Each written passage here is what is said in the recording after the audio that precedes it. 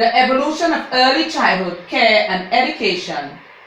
Group members Melanie Haywood, Petunia Bilott, Tiana Blackett, and William Stewart. Now presenting Melanie Haywood, a summary of the history of early childhood education in Jamaica. Early childcare started in Jamaica during the era of industrialization. Some churches and private persons set up daycare to assist working class parents. However, as demand grew, in 1938, Jamaica opened its first community basic school.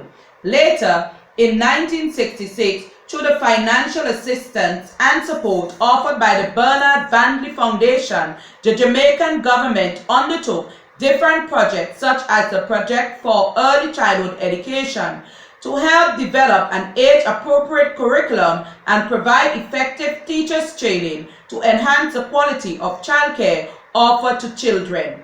Moreover, in 1970, the government launched the first preschool project. It was successful.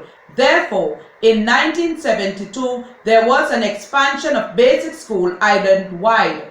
Later, the government established the Early Childhood Unit within the Ministry of Education and set up the Caribbean Child Development Center in Jamaica. In addition, in 1975, the government launched National Daycare Program, and in 1977, the University of the West Indies offered B.Ed in early childhood education for the first time. These events paved the way for the continued development of early childhood education in Jamaica to this day. The evolution of early childhood education over the last 10 years to facilitate the needs of nursery age students in the 21st century. The last 10 years have seen different changes and advancement in the field of early childhood education in Jamaica through the implementation of institutional changes, new legislative and innovative strategies. For example, effective curriculum delivery, the provision of safe and healthy nutrition in early childcare centers, the provision of safe, student-centered, well-maintained early childcare facilities, the initiation of the National Parenting Policy and Support Commission Act in 2012, the early and effective screening, diagnosis, and intervention for at-risk children, the implementation of innovative strategies such as the integration of community groups and institutions that are already providing early childcare services, through the establishment of the Roving Caregivers Program, which take childcare to the neediest children in rural Jamaica. Theories influencing teaching methods in early childhood. In Jamaica, the early childhood education system is heavily influenced by Euro-American ideologies and philosophers. Among them are Vygotsky and Piaget. While Rogoff's socio-cultural theory played a major role in influencing the teaching methods in early childhood, Vygotsky still had a part to play as Rogoff extended Vygotsky's concept of scaffolding individuals across the zone of proximal development. This is taken from Kelly S. 2014. The zone of proximal development is seen as the difference between what the child can and cannot do with or without help. Scaffolding is the way the adult guides the learning process for children, and this can be done through interactions such as asking questions or narrations. Piaget's theory of cognitive development explains the way in which a child sees the world around them. He said that cognitive development is a process which occurs due to biological maturation and interaction with the environment. This is taken from McLeod, 2018. There are 4 developmental stages to Piaget's cognitive development theory, and these are sensorimotor, pre-operational, concrete operational, and formal operational development. Since we are dealing with early childhood, we will look at the sensorimotor and pre-operational development. Sensorimotor development, which is from birth to 2 years, is where the child experiences the world through senses, such as touch, sight, and hearing. They also experience through actions such as grasping objects.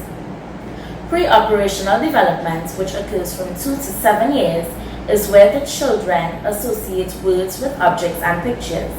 Their conversational skills are developing or close to developed, if not yet developed. As some teachers are still not trained to deal with children and the developmental stages associated with them, the Jamaican education system has provided programs and developed courses which are mainly based on these theories to better equip teachers to develop the cognitive and academic abilities in children. 5 benefits of community center and other stakeholders in having a child center or school in the community. First of all, daycare centers or community centers are very important in a community. The community or daycare is an environment where children attend to have fun and learn.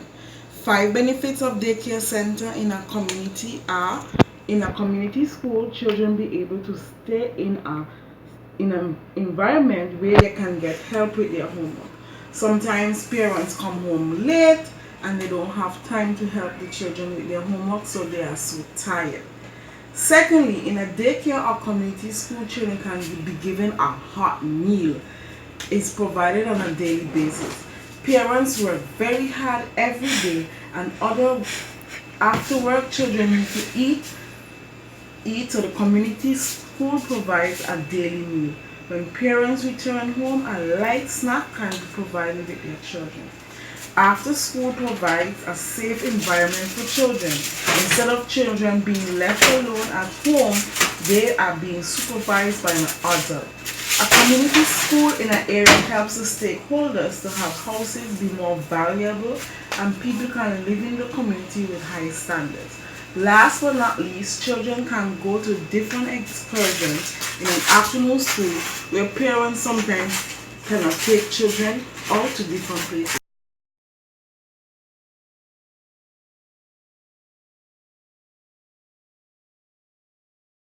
Trinidad and Tobago is another Caribbean country that actively promotes and invests in the development of early childhood education. This is done through curriculum development, staff training, as well as infrastructure. Through the years in this country, we have seen a solid improvement in the curriculum development of the early childhood education system. In April 2005, the National Early Childhood Care and Education Curriculum Guide was created by the Ministry of Education. This curriculum was formulated to allow for the holistic development of students that enter into the school system at the age of 3. This guide is geared to involve all domains of development and is categorized into 5 strands. The Ministry of Education requires all its seniors, teachers, and administrators to have their Bachelors of Education in Early Childhood Care and Education or their Masters of Education, whereas all other teachers' assistants as well as auxiliary staff must attain a certificate in Early Childhood Education or a Bachelor's of Education. Training and development is continuously done throughout the year to ensure excellent practices in the early childhood sector. The building and infrastructure of early childhood centers are equally as important for children, as where they learn and grow is a crucial part of their development. Students have to be safe and comfortable in the environment to facilitate the positive learning experience that is needed for them to actively learn and participate in classroom activities.